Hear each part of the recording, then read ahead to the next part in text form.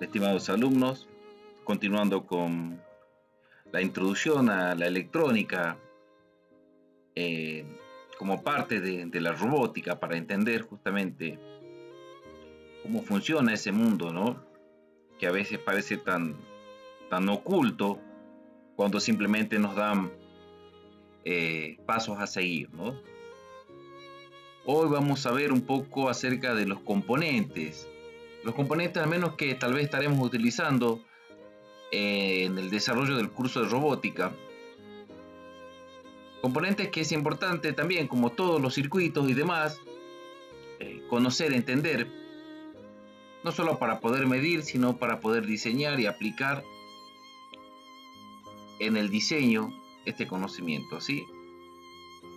Acá he traído un cuadrito en donde intento mostrarles físicamente cómo se ven los componentes, el símbolo que es utilizado, el nombre y la letra con que aparecen en los esquemas. Ya vamos a ver algo de circuitos esquemáticos, ¿sí? Vamos a ver entonces el primer componente, que pertenece a la familia de componentes pasivos, porque no interactúa, ¿sí? Es un componente que siempre se mantiene así o mantiene sus valores fijos. En este caso, estamos en presencia de un resistor.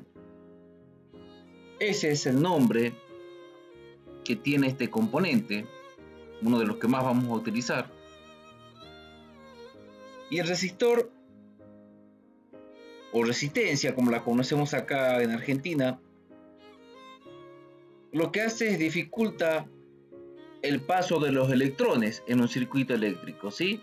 Por eso tiene este símbolo, ¿sí? Como que los electrones vienen y acá se encuentran con una dificultad, ¿sí? Eso significa este símbolo. Esta resistencia se asocia muchísimo con los aislantes, justamente porque al limitar el paso de la corriente genera una caída de voltaje. Algo parecido a lo que vimos en las cargas en circuitos en serie, si recordarán. Aquí por debajo ya tenemos un componente que actúa de acuerdo a los agentes externos, en este caso de acuerdo a la luz. Observen que también tiene el símbolo de una resistencia. ¿Por qué es una resistencia? Solamente que variable. Esto quiere decir que trabaja con la intensidad de la luz. En los esquemas lo podemos ver como LDR, Light Diode Resistor, ¿sí? O resistencia dependiente de la luz. Light Dependent Resistor también. Bueno, este componente es una resistencia en sí, solo que varía la resistencia que ofrece de acuerdo a la intensidad de luz que recibe.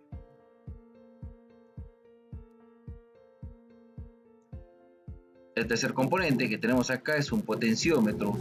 Sigue siendo de la familia de la resistencia, pero a diferencia de la resistencia básica, este tipo de resistencia es una resistencia variable, conocida como potenciómetro y denotada con POT, ¿sí? En los circuitos esquemáticos. Esta resistencia permite variar desde 0 hasta el límite que ofrezcan, ¿sí? Porque vienen de diferentes tamaños, de diferentes capacidades de resistencia, ¿sí? Pudiendo, por ejemplo, ser de 0 ohms a 10.000 ohms. Se mide en ohms esta resistencia. Ya la vimos en la ley de Ohm, ¿sí? Voltaje, intensidad y resistencia. Bueno, estos tres componentes son resistencias puras, solo que el primero es una básica y las dos de abajo actúan por acción mecánica o por acción de cambios físicos y hasta químicos.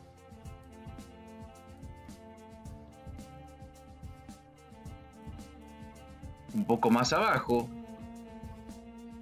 vamos a ver otro componente pasivo, en este caso el condensador cerámico o capacitor,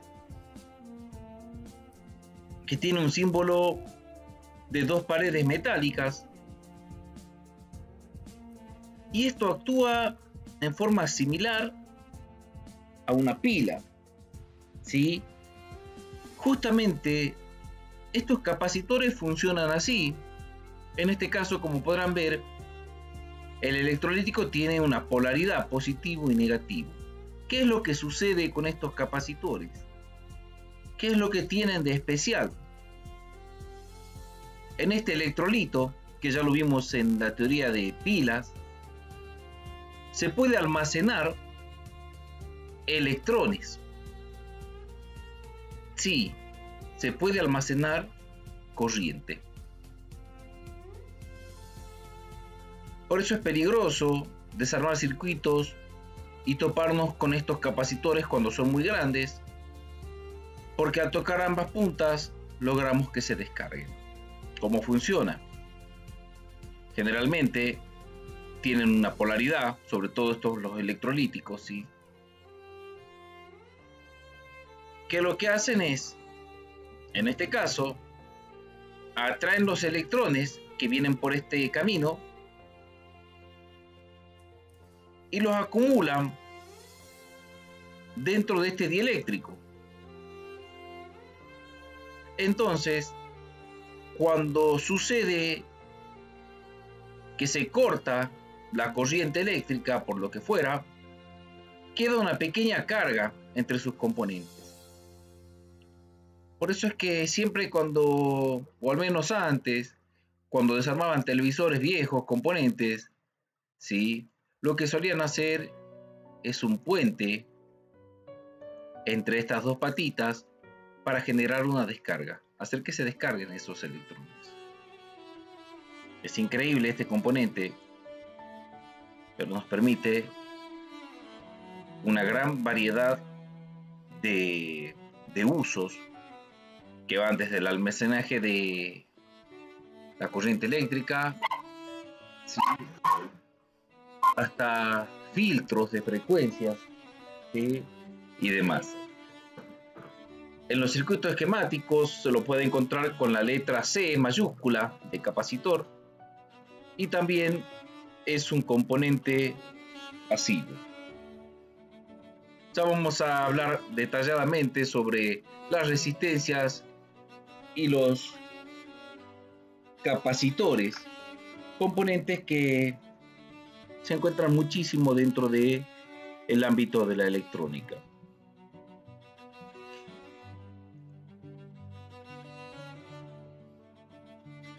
Bueno, acá podemos ver la representación de un interruptor, una especie de puente, ¿sí?, que se cierra cuando está cerrado y que se abre cuando el circuito está abierto, abreviado con S de switch, ¿sí? Y un pulsador, que también es un interruptor, solo que, como la palabra lo indica, depende de que se mantenga pulsado. Es como que acá hay un resortito que cuando nosotros presionamos hace que la corriente circule libremente. En cambio acá hay una pequeña palanquita que al deslizarse cierra el circuito, permitiendo el flujo de electrones, tanto acá como en este que es vertical. Este, a medida que lo presionamos, hace pasar la corriente y luego vuelve a su posición, que en electrónica se conoce como circuito abierto.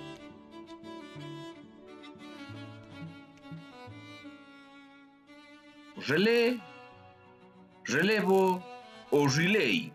Esta caja lo que permite es controlar grandes voltajes con pequeños voltajes. Claro, ¿a qué voy con esto? Es como un interruptor, pero este interruptor se activa con señales eléctricas. Es como que acá yo tuviera, vamos a hacer un ejemplo, acá está el circuito, observen, vamos a aprovechar el dibujo.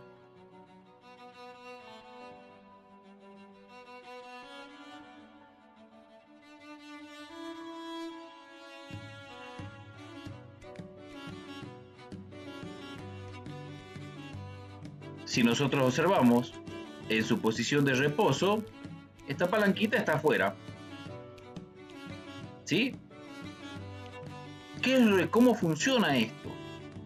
Supongamos que acá hay conectado a 220 un televisor o un ventilador.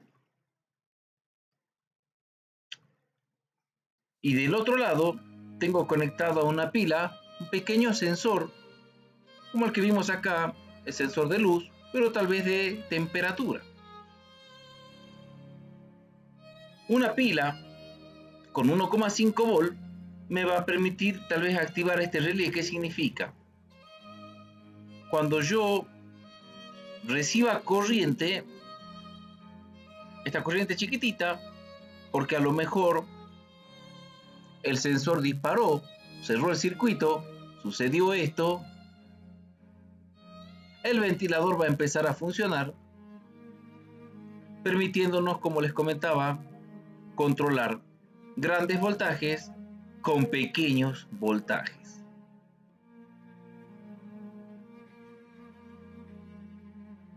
Relé, relay o relevo son los nombres con los que se conoce y se representan con K en los circuitos esquemáticos, ¿sí? Otro componente muy utilizado en la electrónica es el transformador, que se representa con T. Como podrán observar, el transformador tiene dos bobinas y un núcleo. Y ahora me dirán cómo funciona un transformador. Un transformador funciona mediante la inductancia, mediante inductores o bobinas.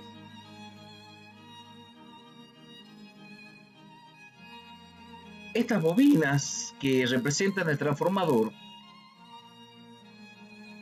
almacenan energía en forma de campo magnético. En realidad se tratan de alambres enrollados en forma circular, de manera tal que cuando la corriente alterna, y siempre alterna, recuerden que la alterna es la que varía en el tiempo, ¿sí? Su amplitud y demás, esa variación produce un campo electromagnético. Generalmente los transformadores se los utiliza para reducir la corriente eléctrica.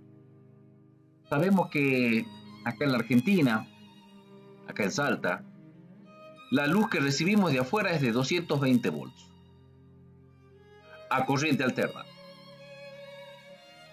Entonces, si una corriente alterna pasa por aquí, produce inducción electromagnética, y si del otro lado tenemos una bobina con menos espiras, esa inducción electromagnética, valga la redundancia, va a inducir electrones, permitiendo que ahora en estos puntos también circule corriente.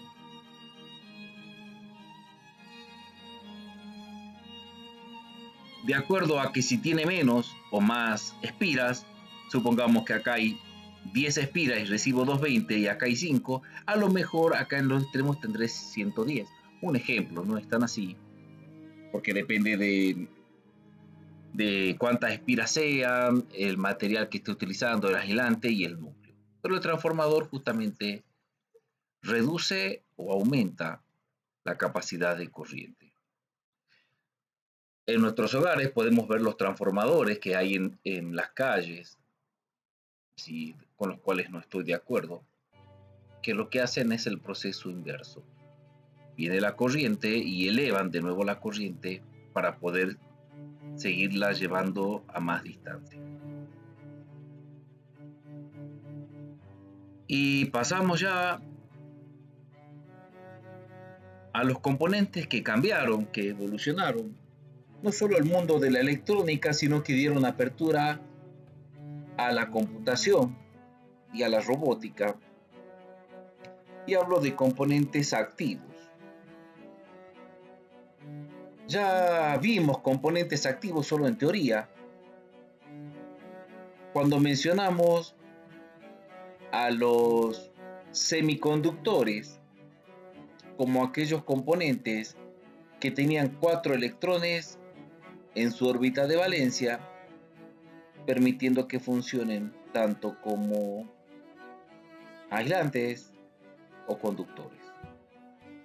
En esta vez vamos a ver los 3 más comunes, ¿sí? Comenzando por un diodo.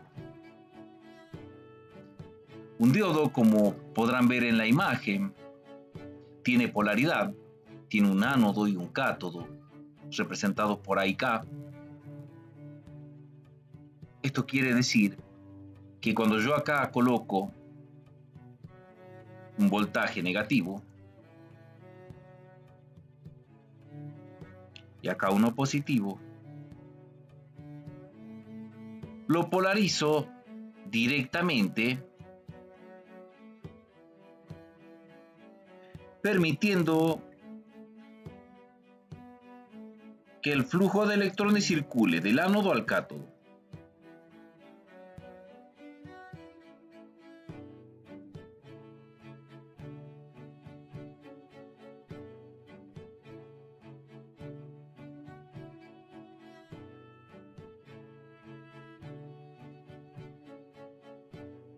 Esto funciona así, me pasé. También como un interruptor. Cuando lo polarizo directamente, hago pasar corriente negativa por acá y positiva por acá.